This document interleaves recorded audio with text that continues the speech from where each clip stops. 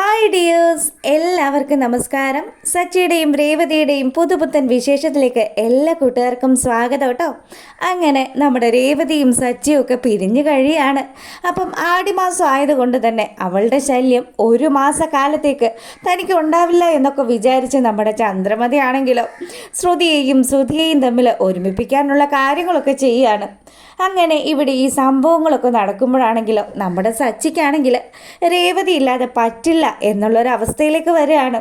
അങ്ങനെ സച്ചി ഇടയ്ക്കൊക്കെ രേവതിയെ കാണാനൊക്കെ അവളുടെ വീട്ടിൽ പോവും, അതുപോലെ തന്നെ അവിടുന്ന് ഭക്ഷണം കഴിക്കുകയും സ്റ്റേ ചെയ്യുകയും ഒക്കെ ചെയ്യുകയാണ്. വീണ്ടും ഈ ആടിമാസത്തിൽ ഒന്നാവരുത് എന്നൊക്കെ പറയുന്നുണ്ടെങ്കിലും അതൊക്കെ കാറ്റി പറത്തിക്കൊണ്ട് നമ്മുടെ സച്ചിയും രേവതിയും വീണ്ടും ഒന്നാകുകയാണ്. ഈ കാര്യങ്ങളൊന്നും അറിയാതെ ചന്ദ്രയാണെങ്കിലും എന്തായാലും സച്ചിയും രേവതിയും ഒക്കെ അകറ്റി എന്നുള്ള ആ ഒരു ആശ്വാസത്തിൽ ചന്ദ്രമതി സന്തോഷിക്കുമ്പോഴാണെങ്കിലോ നമ്മുടെ സച്ചിക്ക് വീട്ടിലേക്കുള്ള വരവൊക്കെ കുറയുകയാണ്. എന്താ മോനെ സച്ചിയെന്നും ചോദിച്ചിട്ട് നമ്മുടെ രവിയാണെങ്കിൽ സച്ചിയെ ഫോൺ ചെയ്ത് ചോദിക്കുമ്പോഴത്തേക്കിനും ഒന്നുമില്ല അച്ഛാ, അവിടെ വന്നു കഴിഞ്ഞാൽ സ്ഥിരം ഈ ഫുഡ് തന്നെയല്ലേ, എങ്ങനെയാ അച്ഛാ ഇതൊക്കെ കഴിക്കുന്നത്? മോനെ നീ എന്താ ഈ പറയുന്നത്? വർഷങ്ങൾക്ക് മുന്നേ നിന്റെ അമ്മ ഉണ്ടാക്കി തന്ന ആഹാരം തന്നെയല്ലേ നീ കഴിച്ചത്? ശരി തന്നെയാ, ഞാനേ എൻ്റെ അച്ഛമ്മയുടെ കൂടെ നിന്ന സമയത്ത് കുറച്ച് പാചക പരിപാടിയൊക്കെ എനിക്കറിയായിരുന്നു. പിന്നെ അതുമല്ല, എൻ്റെ അച്ഛമ്മ നല്ല ഒന്നാം തരത്തിൽ ഫുഡ് ഉണ്ടാക്കി തരും. ആ അച്ഛമ്മയുടെ അതേ കൈപുണ്യം തന്നെയാണ് നമ്മുടെ രേവതിക്ക് കിട്ടിയിരിക്കുന്നത്. എന്തായാലും അവൾ വയ്ക്കുന്ന ആ ഒരു ഫുഡ് ഉണ്ടല്ലോ അച്ഛാ, ഒരു രക്ഷയില്ല. ഞാൻ ഇടയ്ക്കൊക്കെ അവിടെ പോയി കഴിക്കാറുണ്ടെന്നൊക്കെ സച്ചി പറയാണ്. അപ്പോൾ രവി പറഞ്ഞു, അല്ലടാ, നിൻ്റെ അമ്മയാണെങ്കിൽ നിന്നെയും രേവതിയും തമ്മിൽ സെപ്പറേറ്റ് ചെയ്യാൻ വേണ്ടിയിട്ട് ഈ കളികളൊക്കെ കളിച്ചിട്ട് നീ അവളുടെ അടുത്ത് പോവാറുണ്ടോ എന്ന് ചോദിക്കുമ്പം അതെ അച്ഛാ. അച്ഛനൊന്ന് ആലോചിച്ച് നോക്ക്, ഞാൻ സുധിയുടെ കാര്യം പറഞ്ഞപ്പോഴത്തേക്കിനും ഈ സുധിക്ക് ആടിമാസമൊന്നും ഒരു നിർബന്ധം അല്ലല്ലേ, പക്ഷേ ഞങ്ങളുടെ കാര്യത്തിൽ മാത്രമേ ഉള്ളൂ അമ്മയ്ക്ക് ഈ ശ്രദ്ധയൊക്കെ. എന്താ സംഭവം എന്നുള്ളതൊക്കെ എനിക്ക് മനസ്സിലാകും. അതുകൊണ്ട് ഞാൻ എൻ്റെ രേവതിയുടെ അടുത്ത് പോവാറുണ്ട്, അവളെ കാണാറുമുണ്ടെന്ന് പറഞ്ഞു. അങ്ങനെ ഈ ഒരു കാര്യമൊക്കെ ഇവർ സംസാരിച്ചു. അതിനുശേഷമാണെങ്കിലോ രവി ഈ വിവരങ്ങൾ മുഴുവനും തൻ്റെ അമ്മയെ വിളിച്ച് പറയുകയാണ്. അപ്പം അമ്മയാണെങ്കിലോ എന്തൊക്കെയാണ് ഈ കേൾക്കുന്നത്? ആടിമാസം ചന്ദ്രമതിയുടെ ഒറ്റ നിർബന്ധമാണ്. പണ്ടൊക്കെ അല്ലേ മോനെ ഇങ്ങനത്തെ ചിട്ടയൊക്കെ ഉണ്ടായിരുന്നത്, ഇപ്പോഴത്തെ പിള്ളേർ ഇങ്ങനെയുള്ള കാര്യങ്ങൾ എന്തെങ്കിലുമൊക്കെ ചെയ്യാറുണ്ടോ? എന്തായാലും ചന്ദ്രമതി ശ്രുതിയെ പറഞ്ഞു വിടാതെ രേവതിയെ മാത്രം ആടിമാസം നിർത്താൻ വിട്ടെങ്കിൽ അതിലെന്തൊക്കെയോ ഒരു ചില കളികളൊക്കെ ഉണ്ട്. മിക്കവാറും സച്ചിക്കും രേവതിക്കും ഒരു കുഞ്ഞുണ്ടാവുന്നതിന് മുന്നേ ശ്രുതിക്ക് ഉണ്ടാകണോ എന്നൊക്കെ ചന്ദ്ര കണക്ക് കൂട്ടുന്നുണ്ടാവും. എന്തായാലും അവളുടെ പ്ലാനൊക്കെ ആണല്ലോ ഇപ്പോൾ പൊളിച്ചുകൊണ്ടിരിക്കുന്നത്. സച്ചി അവിടെ പോവാറുണ്ടെന്നൊക്കെ രവി പറയുമ്പോഴത്തേക്കിനും നല്ല കാര്യം മോനെ, അവർ പിള്ളേർ സന്തോഷമായിട്ടങ്ങ് ജീവിക്കട്ടെ.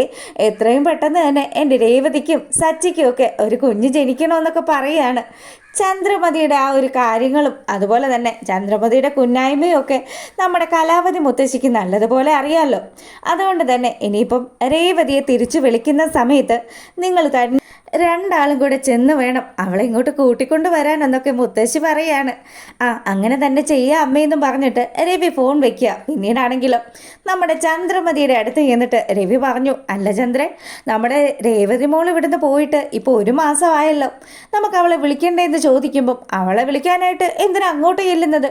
സമയമായിട്ടുണ്ടെന്ന് അവൾക്ക് തോന്നിക്കഴിഞ്ഞാൽ ഇങ്ങോട്ട് വന്നോളൂമല്ലോ. അതിനിപ്പോൾ അവൾ ആനയിച്ചുകൊണ്ട് വരാനായിട്ട് ഇതെന്തൊക്കെയാണ് മനുഷ്യ നിങ്ങൾ ഈ പറയുന്നതെന്നും പറഞ്ഞിട്ട് ചന്ദ്ര ദേഷ്യപ്പെടുകയാണ്. അപ്പോൾ രവി പറഞ്ഞു, എടി ഒരു മര്യാദ അത് നമ്മൾ കാണിക്കണ്ടേ? നീ ഒന്ന് ആലോചിച്ച് നോക്ക്, ലക്ഷ്മിയമ്മ ഇവിടെ വന്ന് രേവതിയെ കൂട്ടിക്കൊണ്ട് പോയി, അവളെ തിരികെ വിളിക്കാനായിട്ട് ചെല്ലേണ്ടത് നമ്മളാണ് എന്നും ഒക്കെ പറഞ്ഞു. അങ്ങനെ ചന്ദ്രയാണെങ്കിൽ എനിക്ക് പറ്റില്ല, വേണമെങ്കിൽ നിങ്ങൾ പോയി വിളിച്ചോ എന്ന് പറഞ്ഞു. പിന്നീട് രവിയും സച്ചിയും കൂടി ചേർന്ന് നമ്മുടെ രേവതിയെ കൊണ്ടുവരികയാണ്. രേവതി വീട്ടിൽ വന്നു. പഴയതുപോലെ തന്നെ അവളുടെ ആ ഒരു ചെയ്തുകൊണ്ടിരിക്കുമ്പോഴത്തേക്കിനും അടുക്കളയിൽ നിന്ന് ആ ഒരു ജോലിയൊക്കെ മാറ്റിവെച്ച് ചന്ദ്രമതി ഇപ്പോൾ ഫ്രീ ആയിക്കൊണ്ടിരിക്കുകയാണ്. എന്തായാലും ഇവിടുത്തെ മെയിൻ പണിക്കാരി എത്തിയിട്ടുണ്ടല്ലോ, അതുകൊണ്ട് തന്നെ ഇനിയുള്ള കാര്യങ്ങളും ജോലികളും ഒക്കെ അവൾ തന്നെ ചെയ്തോളൂ എന്നൊക്കെ ചന്ദ്ര ഇങ്ങനെ കരുതുകയാണ്. അങ്ങനെ രേവതി ഈ പണിയൊക്കെ എടുത്തുകൊണ്ട് നിൽക്കുമ്പോൾ പുള്ളിക്കാരിക്കാണെങ്കിലോ ഒരു ഓക്കാനവും അതുപോലെ തന്നെ എന്തോ ഒരു മനം പുരട്ടൽ പോലെയൊക്കെ വരുമ്പോഴത്തേക്കിനും അവൾ ബാത്റൂമിൽ പോയിട്ട് ഇങ്ങനെ ഛർദ്ദിക്കുകയാണ്. ഈ കാര്യങ്ങളൊക്കെ നമ്മുടെ ചന്ദ്രമതി വാച്ച് ചെയ്യുന്നുണ്ട്. അല്ല ഇതെന്താണ്?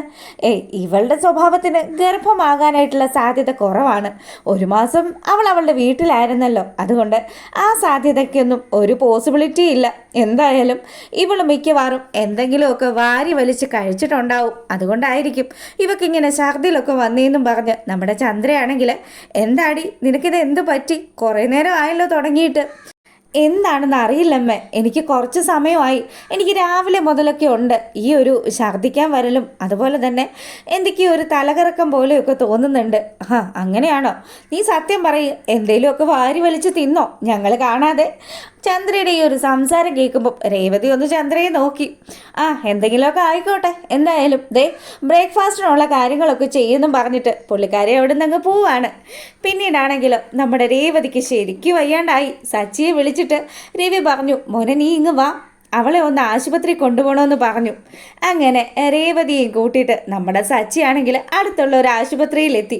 മൊത്തത്തിൽ അവർ പരിശോധിച്ചൊക്കെ നോക്കുമ്പോഴത്തേക്കിനും, അല്ല ഇപ്പം ഡേറ്റൊക്കെ തെറ്റിയിട്ട് എത്ര ദിവസം ആയെന്നൊക്കെ ചോദിക്കുമ്പോഴത്തേക്കിനും അതിപ്പം കുറച്ച് ദിവസം ആയല്ലോ ഡോക്ടറെ എന്ന് രേവതി ഇങ്ങനെ പറയുകയാണ്. അങ്ങനെയാണെങ്കിൽ നമുക്ക് വേറൊരു ടെസ്റ്റ് കൂടെ ചെയ്യണമെന്ന് പറഞ്ഞിട്ട് രേവതിയുടെ പ്രഗ്നൻസി ടെസ്റ്റ് അത് ചെയ്യാണ്. അപ്പോഴാണെങ്കിലോ നമ്മുടെ സച്ചിയോട് ഒന്ന് പുറത്തിരിക്കാൻ പറഞ്ഞു. രേവതിയെ മൊത്തത്തിൽ പരിശോധിക്കുകയാണ്. അങ്ങനെ ഡോക്ടർ ആ പരിശോധനയൊക്കെ കഴിഞ്ഞപ്പോഴത്തേക്കിനും രേവതി അവിടെ ഇരുത്തി. അതുപോലെ തന്നെ നമ്മുടെ സച്ചിയെ വിളിപ്പിച്ചിട്ട് അവരോട് ആ കാര്യം പറയുകയാണ്. അതെ, ഞാൻ ആദ്യം വിചാരിച്ചത് എന്തോ ഒരു ഫുഡ് പോയ്സണോ അങ്ങനെ എന്തോ സംഭവമായിരിക്കുമെന്നാണ്. എന്തായാലും പരിശോധനയിൽ നിങ്ങൾക്ക് സന്തോഷിക്കാനുള്ള വകുപ്പുണ്ട് കേട്ടോ. എന്താ ഡോക്ടറെ എന്ന് സച്ചി ചോദിക്കുകയാണ്.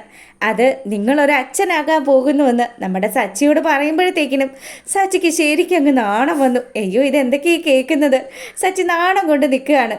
ശരിക്കും പറഞ്ഞാൽ അവൻ ഈ ഒരു കാര്യം കേൾക്കുമ്പോഴത്തേക്കിനും നമ്മുടെ രേവതിയുടെ മുഖത്തേക്ക് പോലും നോക്കാത്ത വിധം അത്ര കണ്ട നാണമാണ്. അങ്ങനെ രേവതിക്കാണെങ്കിലും ഭയങ്കര സന്തോഷമായി. എന്തായാലും അവൾ ആഗ്രഹിച്ചിരുന്നൊരു കാര്യം അത് സാധിച്ചതുപോലെ തന്നെ അത്രയധികം സന്തോഷത്തിൽ നമ്മുടെ രേവതിയാണെങ്കിൽ അവിടെ ഇങ്ങനെ ഇരിക്കുമ്പോൾ ഡോക്ടർ മരുന്നുകളൊക്കെ കുറിക്കുകയാണ്. അതെ, പ്രത്യേകം ശ്രദ്ധ വേണം, 3 മാസത്തേക്ക് അധികം കട്ടിപ്പണിയൊന്നും എടുക്കാൻ നിൽക്കണ്ട എന്നൊക്കെ പറഞ്ഞ് രണ്ടുപേരെയും അവിടുന്ന് പറഞ്ഞു വിടുക.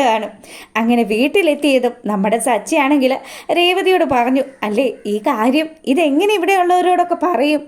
അങ്ങനെ ഇരിക്കുമ്പോഴത്തേക്കിനും നമ്മുടെ രവിയോട് രേവതി കാര്യങ്ങളൊക്കെ പറയുകയാണ്. അച്ഛാ, ഞങ്ങൾക്കൊരു കുഞ്ഞ് ജനിക്കാൻ പോവുകയാണ്. എന്തായാലും അച്ഛന് ഒരു മുത്തശ്ശനാവാൻ പോവുകയാണ് എന്നൊക്കെ നാണത്തോടു കൂടി പറയുമ്പം ഈ കാര്യങ്ങളൊക്കെ കേട്ടുകൊണ്ട് ചന്ദ്രമതി വരികയാണ്.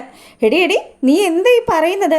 1 മാസം നീ നിൻ്റെ വീട്ടിലായിരുന്നല്ലോ, എന്നിട്ട് നീ ഇപ്പോൾ ഗർഭിണിയാണെന്ന് പറഞ്ഞാൽ നിൻ്റെ സ്വഭാവം അത് ഞങ്ങൾ പരിശോധിക്കേണ്ടിയിരിക്കുന്നു എന്നൊക്കെ പറഞ്ഞ് രേവതിയെ അവിഹിതമുണ്ട്, മറ്റതാണ് മറിച്ചതാണ് എന്നൊക്കെ പറഞ്ഞ് ചന്ദ്രമതി അധിക്ഷേപിക്കുകയാണ്.